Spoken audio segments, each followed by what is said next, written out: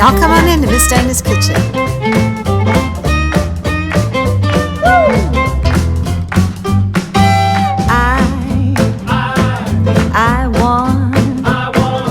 I want you. Hey everybody, and you know it's almost Mardi Gras time. Actually, it is Mardi Gras time because in New Orleans it goes for a while with king cakes and celebrations and parades and so much fun. So today I thought we would make a great recipe of shrimp Creole, and it's very special to me because it's my sweet friend Betty Kay's mother's recipe, and her grandchildren called her Bogie. So I'm going to call her Bogie today.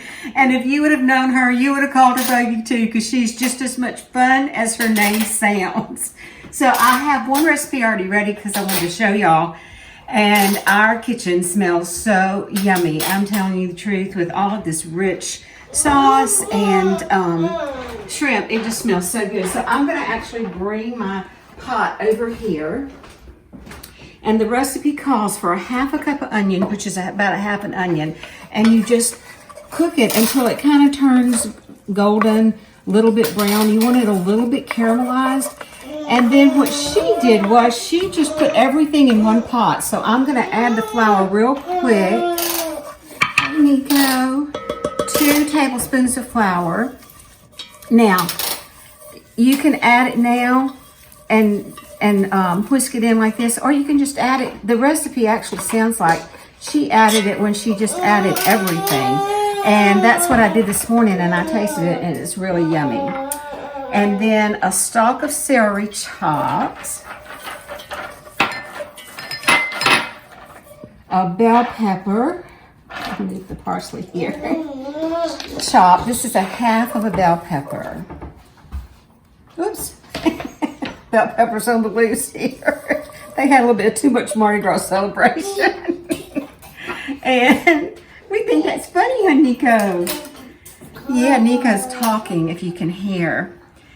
And about a tablespoon of chopped parsley. And you know, I do not like to chop parsley, so I just snip it and give the pretty little parsley leaf a little haircut.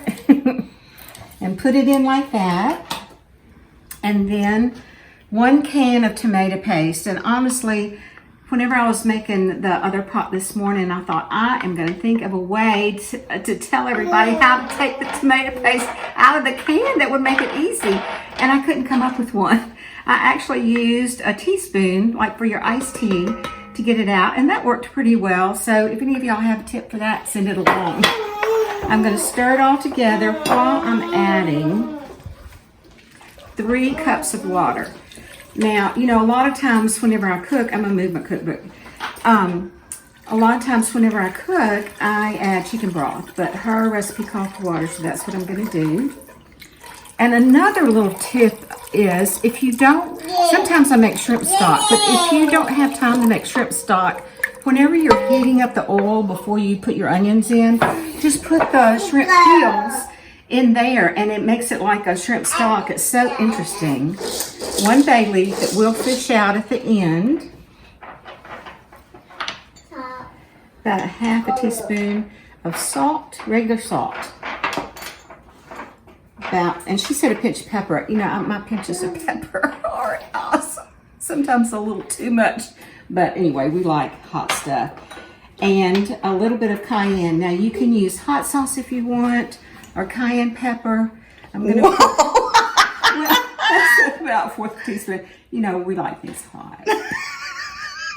So anyway, there you go. And then you just stir, stir, stir. It's good for your heart. Very good. Listen, they sell cayenne pepper in like the health food pills now. It's like, go get you a bottle and put a little bit in your food, and it'll be a whole lot cheaper. So see, it's nice and liquidy now. It's beautiful. I'm not going to add the shrimp now. What you do is cook this down for about 30 minutes. So I'm going to move it over here.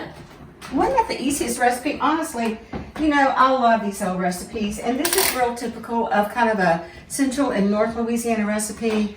Not a dark roux, just a little bit more simple. And so anyway, but the taste is pure because you get the shrimp, and that's what you taste. Okay, we're going to put this on and bring it up to kind of a medium-low, medium, and let it have a full simmer, not a full boil, which is different. and then turn it down to simmer and let it just cook away for 30 minutes, and your kitchen will smell so good like ours does. And then you add your shrimp. Now a lot of people add their shrimp, especially if they're fresh shrimp, and turn off the fire because it does not take them and let them just sit there for about 5 or 6 minutes. It doesn't take them very long to cook. Or you can just let them cook for about 4 minutes on low, and then you'll have this beautiful pot of shrimp Creole. And there you go. Okay, I'm gonna plate it up for you. And this, you can plate it just on a regular plate, which is a lot of times how we eat it, or you can remove the bay leaf for sure, because if you don't remove the bay leaf, it'll cause you tummy problems. But this is just a pretty, I had these plates, and I thought this would be a pretty way to plate it. Doesn't that look good? Doesn't it smell good, Sean? Yeah. Oh my gosh. And I use supreme rice. Made in Louisiana. I just love it. I actually use it in my gift boxes that I sell on MissDanaskitchen.com. Oh, show us that trick because I missed it. Okay, so you just get, like, we like rice. Nico even loves rice now, which my mother would love because she made rice every night of our lives. But to make it pretty in a little ball, all you have to do is get an ice cream scoop. So I got the largest ice cream scoop I had, and you just scoop it out and put it on your plate, like that. And then, because we love green onions, I'm just gonna sprinkle a few over. And here you have Miss Betty Jo, or Bogie's, Miss Willett's Shrimp Creole. We loved her and honor her today. Bon appetit, y'all. And happy Mardi Gras. Laissez mon temps rouler.